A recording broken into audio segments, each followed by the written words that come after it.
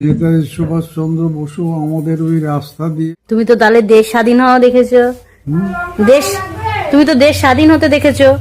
হ্যাঁ হ্যাঁ, দেশ স্বাধীন নিশ্চয়ই দেখেছি। তারপর নেতাজি সুভাষচন্দ্র বসুকে দেখেছো। ও মাই গুডনেস, নেতাজি সুভাষচন্দ্র বসু আমাদের ওই রাস্তা দিয়ে যাবে এই খবর শোনা মাত্র আমি, আমার মামা, এক মামা ছিলেন ব্যাংকের ম্যানেজার,